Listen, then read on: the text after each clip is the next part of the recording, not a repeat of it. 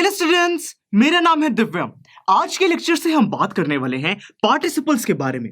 दोस्तों, पार्टिसिपल्स एक टाइप की नॉन फाइनाइट वर्ब होती है। नॉन फाइनाइट वर्ब के बारे में आप लोग जानते हैं कि ये एक ऐसी वर्ब है जो कि एक सेंटेंस में वर्ब का काम नहीं करती। देखिए, हमें पता है कि जो सेंटेंस का बेसिक स्ट्रक्चर होता है उसमें सबसे पहले सब्जेक्ट आता है जो कि हमें बताता है कि एक्शन कौन परफॉर्म कर रहा है। फिर वर्ब आती है जो कि एक्शन को ही रिप्रेजेंट करती है। फिर आता है ऑब्जेक्ट जो कि सब्जेक्ट और वर्ब के बीच में रिलेशन के बारे में हमें बताता है। तो दोस्तों, ये जो हमारे सेंटेंस का बेसिक स्ट्रक्चर है, इसके अंदर जो वर्ब होती है वो सब्जेक्ट के नंबर, टेंस और पर्सन चेंज होने की वजह से अफेक्ट हो जाती है। परंतु वो हमारी वर्ब एक फाइनाइट वर्ब होती है। जो नॉन फाइनाइट वर्ब है वो इन चेंजेस की वजह से, सब्जेक्ट में जो चेंजेस आते हैं उनकी वजह से उसको कुछ फर्क नहीं पड़ता। मतलब कि ये एक वर्ब का रोल प्ले ही नहीं करती है। और पार्टिसिपल्स ऐसी ही एक नॉन फाइनाइट वर्ब का टाइप है। तो हम कह सकते हैं कि पार्टिसिपल्स के बारे में एक चीज तो हमें पता है कि it does not change as per number, tense and person of the subject. मतलब कि जो हमारी नॉन फाइनाइट वर्ब है उनकी जो मेन क्वालिटी है वही क्वालिटी पार्टिसिपल्स में भी है कि ये सब्जेक्ट के नंबर, टेंस और पर्सन के चेंज होने की वजह से अफेक्ट नहीं होती है।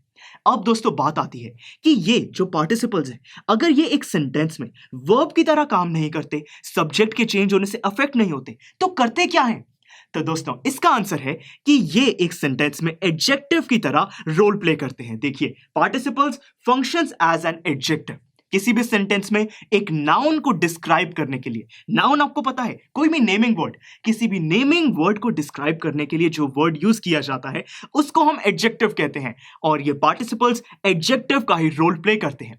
दोस्तों, एक एग्जांपल लेते हैं। अगर मैं बोलूं बॉय, तो बॉय कोई भी हो सकता है, एक नाउन है। अगर मैं बोलूं हैंडसम बॉय, अब यहां पे एक क्वालिटी आ गई है कि कैसा बॉय चाहिए, हैंडसम बॉय। तो यहां पे दोस्तों, हैंडसम एक ऐसा वर्ड है जो कि बॉय की एक क्वालिटी हमें बता रहा है, उसको डिस्क्राइब कर रहा है। तो यहां पे हैंडसम एक एडजेक्टिव है।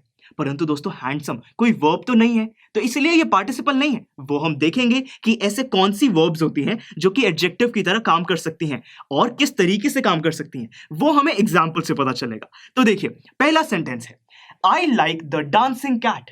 अब यहां पे दोस्तों, ये एक नॉर्मल सेंटेंस है। इसके अंदर सब्जेक्ट क्या है? देखिए, पहले तो एक्शन ढूंढते हैं कि वर्ब क्या है। यहां पे मैं कह रहा हूं कि मुझे एक डांसिंग कैट पसंद है। पसंद है दोस्तों, एक्शन है यहां पे हमारा लाइक। अब किसको पसंद है? मुझे। तो मैं, आई हो गया यहां पे हमारा सब्जेक्ट, और इनके बीच का रिलेशन बता रहा है हमारा ऑब्जेक्ट जो कि है द डांसिंग कैट, और ये है हमारा ऑब्जेक्ट। अब दोस्तों, इस सेंटेंस में अगर हमें वर्ब को आइडेंटिफाई करना है तो ये तो हमें पता चल गया कि लाइक एक वर्ब है। ये पार्टिसिपल्स तो नहीं हो सकता क्योंकि पार्टिसिपल वर्ब की तरह तो काम ही नहीं करता। तो मतलब कि ये तो पार्टिसिपल नहीं है। आई, ये तो सब्जेक्ट है, मैं अपनी बात कर रहा हूं, है ना। अब मेरा कुछ नाम भी हो सकता है, वो नाउन होगा। तो यहां पे ये आई कोई वर्ब भी नहीं है, वर्ब की कोई डिफरेंट फॉर्म भी नहीं है, तो इसलिए ये भी पार्टिसिपल नहीं हो सकता। अब दोस्तों, बचता है द डांसिंग कैट। यहां पे द की अगर हम बात करें तो ये तो एक आर्टिकल है, और आर्टिकल एक वर्ब की फॉर्म तो नहीं है, तो मतलब कि ये भी हमारा कोई पार्टिसिपल नहीं है।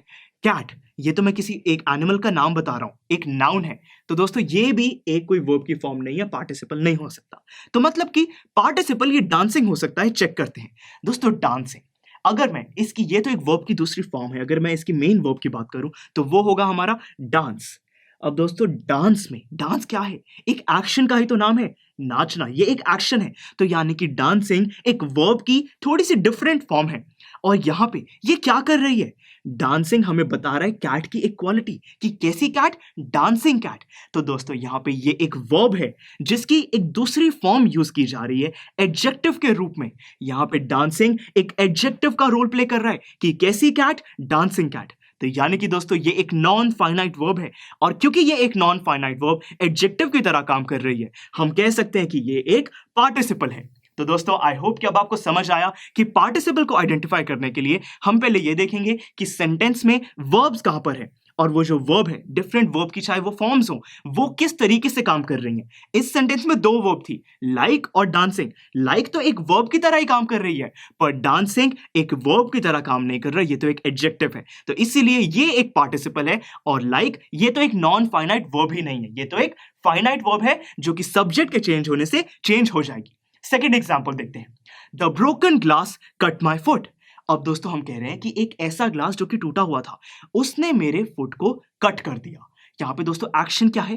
कट कर दिया। तो यहाँ पे जो कट है वो हमारा एक एक्शन है, वर्ब है। वर्ब से पहले हमारा आता है सब्जेक्ट कि कट किसने किया? The broken glass. तो यहाँ पे ये पूरा द ब्रोकन ग्लास हमारा सब्जेक्ट है और इनके बीच में रिलेशन किसको? My foot. ये तो हमारा हो गया दोस्तों ऑब्जेक्ट। अब बात आती है कि हमें पार्टिसिपल को आइडेंटिफाई करना है। तो पहले तो देखते हैं कि इस पूरे सेंटेंस में वर्ब्स कहां पर है। एक वर्ब तो यही है हमारी कट, और दूसरी है दोस्तों यहाँ पे ब्रोकन। ये एक वर्ब है, किसी चीज का टूटना। ग्लास कैसा है? जो कि टूट चुका है। तो यहाँ पे किसी चीज का टूटना दोस्तों एक एक्शन ही तो है। तो यहाँ पे ब्रोकन एक वर्ब है। अब हमें टेस्ट करना है कि यहाँ पे ब्रोकन और कट में से पार्टिसिपल कौन सा है। देखते हैं कट के बारे में अगर हम बात करें तो दोस्तों ये तो एक वर्ब की तरह ही काम कर रहा है। देखिए ये तो हमारी मेन वर्ब है, एक्शन को रिप्रेजेंट कर रही है कि एक ब्रोकन ग्लास की वजह से मेरा पैर कट गया। तो यहाँ पे मेन एक्शन हमारा कट है। तो ये तो एक वर्ब है, नॉन फाइनाइट वर्ब की तरह ये काम नहीं कर रहा है। पर दोस्तों यहाँ पे जो ब्रोकन ग्लास है, यहाँ पे ये ब्रोकन हमारा एक वर्ब है जो कि एडजेक्टिव की तरह काम कर रहा है कि कैसा ग्लास? ब्रोकन ग्लास, एक ऐसा ग्लास जो कि टूट चुका है। तो मतलब कि ये एक वर्ब की ऐसी फॉर्म है जो कि इस सेंटेंस में नॉर्मल फाइनाइट वर्ब की तरह काम नहीं कर रही, बल्कि ये एक एडजेक्टिव का रोल प्ले कर रही है और इसीलिए ब्रोकन यहाँ पे एक पार्टिसिपल है। आई होप दोस्तों कि आपको ये बहुत ही अच्छे से समझ आ चुका है कि हम सेंटेंसेस में पार्टिसिपल को कैसे आइडेंटिफाई करते हैं और पार्टिसिपल एक्चुअली होता क्या है। अब दोस्तों बात आती है कि आप सोच रहे होंगे कि इन सेंटेंसेस में सर पहले तो हमने ये डांसिंग एक ऐसी वर्ब की फॉर्म जिसमें फर्स्ट फॉर्म के आगे हमने आईएनजी लगाया हुआ है, एक तो फॉर्म ये है। दूसरी फॉर्म सर ये है कि यहाँ पे ब्रोकन, इसकी बेस फॉर्म हमारी मेन वर्ब क्या है? ब्रेक, किसी चीज का टूटना, ब्रेक। पास्ट फॉर्म होगी ब्रोक और थर्ड फॉर्म होती है ब्रोकन। तो यहाँ पे तो वर्ब की थर्ड फॉर्म है। तो मतलब कि पार्टिसिपल्स कुछ अलग अलग टाइप के भी हो सकते हैं, क्योंकि हम पहले एक फॉर्म कह रहे हैं कि लास्ट में आईएनजी, फिर कह रहे हैं वर्ब की थर्ड फॉर्म। बिल्कुल दोस्तों, ये जो पार्टिसिपल्स होते हैं इनके टोटल 3 डिफरेंट टाइप्स हैं और इनको समझना बहुत ही जरूरी है, क्योंकि उन्हीं से हमें पता चलेगा कि सेंटेंसेस में किस तरीके से पार्टिसिपल्स को यूज किया जाता है। तो दोस्तों ये चीज हम नेक्स्ट लेक्चर में पढ़ने वाले हैं, इसीलिए मिलते हैं अगले लेक्चर में।